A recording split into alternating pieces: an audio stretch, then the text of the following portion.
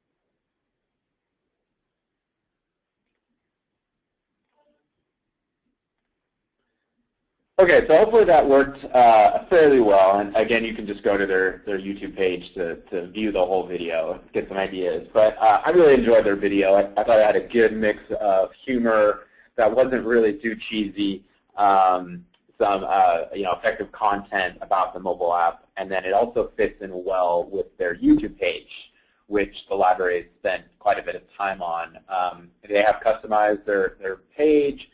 It includes over 100 videos, mostly featuring events that take place at the library, which is great, though. But it's a really nice way to interact with your patrons and students, and videos have tremendous SEO potential. So the library is going to get found. Google loves that.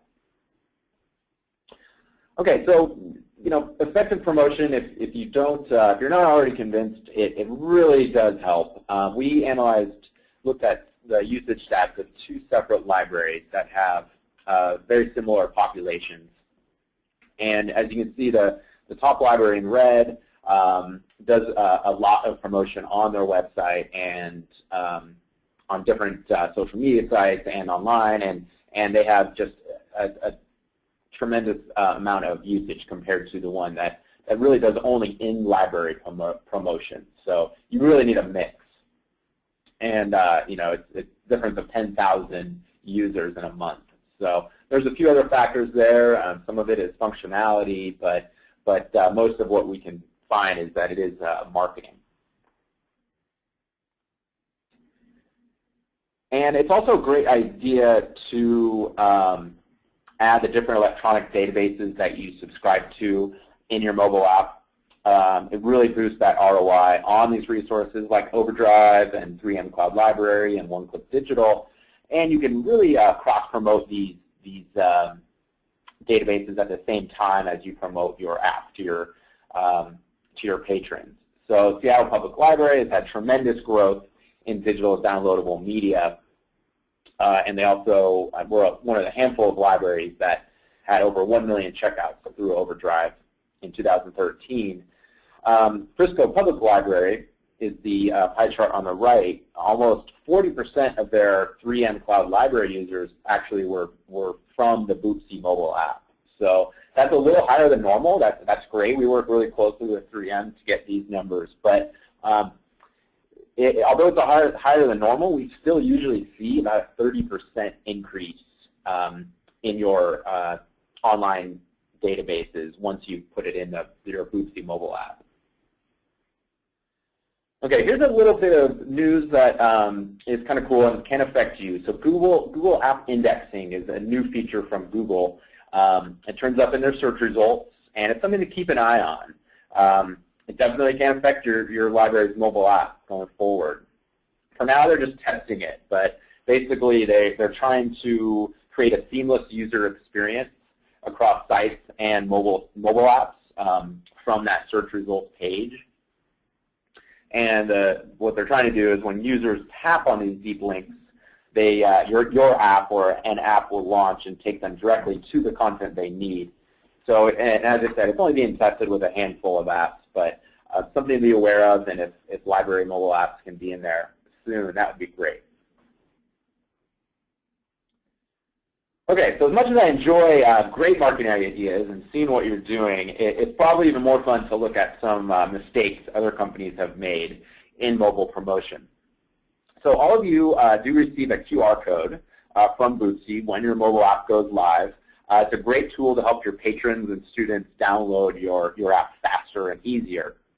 And although it's an effective tool, and most people have QR readers on their devices, you do have to make sure you use it correctly. There's plenty of examples of QR codes misused. So this one in particular, it's probably not a good idea to have men take out their phones at a urinal, for instance. Here is a billboard that Volkswagen did for their Passat, and as you can see, it's a little hard to read from your mobile device right off the freeway. And here is the Tube in London. This is one of my favorite cities in London. And you can see across the tracks there's a tiny little QR code, and it's not the safest thing in the world.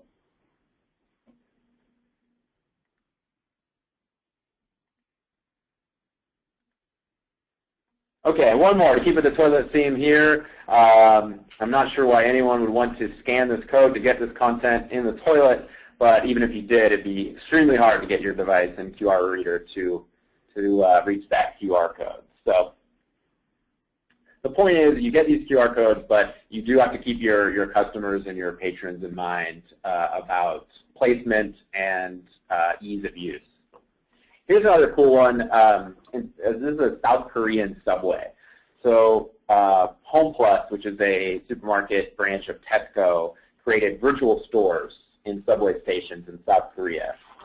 Basically what you do is you scan the QR code with your device, and the product automatically lands in your online cart, and then it's delivered to your door right after you get home.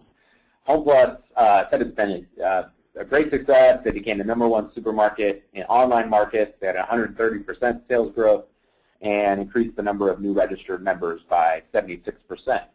So really cool feature and a great idea, but you just have to think, when you do these types of campaigns, it brings up some interesting points. So the first thing was there were some security issues right away. Hackers actually posted their own QR codes right on top of the real ones, so when customers scanned the code, it took them to an insecure website that would enable a virus on their mobile devices. So security is a big issue with QR codes. And although the platforms in this Korean subway do have Wi-Fi, it's usually not the case in the U.S. So Red Bull actually tried a similar campaign in a New York subway with QR code, but it basically just upset their audience because none of their devices could actually read the code down in the New York subway. Okay, here's an example from Target. They actually have a really nice mobile app, easy to use, and it's really effective as far as big stores go. But as you can see here in the sign, and this is something for you to keep in mind, you need to make it easy for your customers to find your app. So it basically just says download our app and expect you to go to the App Store to find it. So just having a quick URL on there or a QR code if it was in a reachable place would be much more effective. And on the same lines, Go Wallet in another supermarket, I think at Safeway, and they basically they put a phone on there, so it leads you to believe it's a mobile app, but if you go to gowallet.com, it's just it's a mobile site and not very easy to use, and just kind of another misleading marketing idea. Okay, I mentioned a marketing plan earlier, and this is really important for you when you're launching your mobile app or trying to start a new campaign to get users. Basically, the benefits of the plan are it helps you formalize ideas and concepts.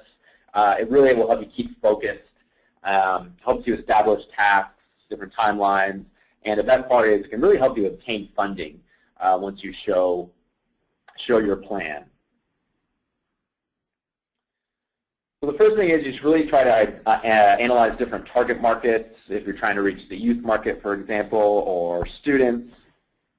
And Facebook is very good for this. Whether you just use your Facebook page to interact with your community, or you're actually thinking about purchasing Facebook ads. So you can do some pretty great and specific demographic targeting in Facebook. For example, we helped the state of Washington market their statewide app, and we targeted individuals who live in Washington, 13 to 65, who like public libraries ebooks, ebooks online, audiobooks, e-readers, etc. So just a few examples of what you can do. You should also know your competition, not just Amazon, but other forms of entertainment in your community.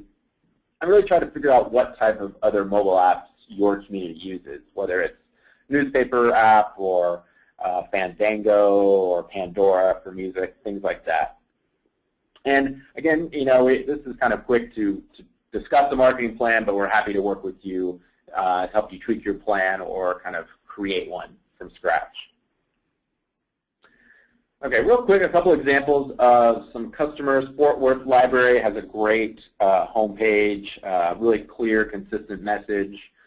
When you scroll down, they have their link to the FWL mobile app. When you go to their app detail page, big QR code there to download, and a few details about the app. And they made a really nice graphic, which is pretty easy to do, and they can use this everywhere. They can use this in the library, on their website, all their social media marketing pages as well. And I'm not sure if everyone knows about this. We do create an app page for everyone. It is live. You can't really navigate to it from our website, but I can give you the URL. All the app pages are at boopsie.com/library-apps. And to find your specific one. And it's a little different than your libcode.boopsie.com page. Has a little bit more information, the demo there, and a link to download the app. So I can send that to you if you can't find your own. But it's another nice way, another nice page that you can use if you don't have a very dynamic website or you can't create pages that quickly. Here's Long Beach Public Library's page. Again, you can see they highlight the mobile app on the home page there.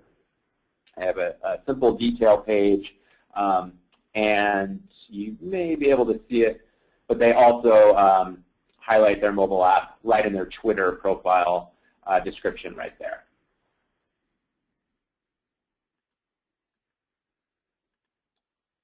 Okay, and one more new little thing. We've created a screensaver template. This is so you can put a screensaver on your computers that you have at your different branches.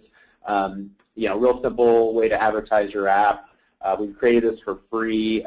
We just have a template on the marketing materials page on our website. But after the webinar, I'll absolutely create a customized one for you. For free, just for attending the webinar, like you see here with Hennepin County Library. We can get that to you this week or next week. And an easy way to interact with your patrons, and they can download your mobile app right when they're in the library. Okay, I had another video from San Diego County Library that they made talking about their app, but we're kind of running out of time. So if you do want to check that out, you can see this on our website under customer videos, or you can find it on YouTube. But a nice, very professionally done video, about 2 minutes long. Okay, so we are about up against it. Thank you very much for attending. Please let me know if you have any questions. There's all my information here. And you can see the recording of this webinar and sign up for our future webinars at boopsie.com/customer-webinars. And yeah, please email me if you're interested in getting a customized screensaver template for your libraries. And we can do that for you. They're usually in Photoshop PSD files, but I think we can also give them to you in other formats if you need that. So, and our next webinar is Wednesday, March 12th at 1 p.m. Eastern. That's Overdrive, new integration features for your mobile app. And please stop by and say hi if you can attend PLA in Indianapolis in 2 weeks. And again, we're exhibiting at booth number 1344. So thanks again. And if you do have any questions, as I said, please let me know. And a couple people did ask about the screensaver, and So just email me. Just send a quick email to brian@boopsie.com, and we'll create your customized template for you. And then if you're interested in this PowerPoint, I will put that into a PDF and send that in a follow-up email tomorrow. So tomorrow you should receive an email with the recording of this webinar and then the PowerPoint as well.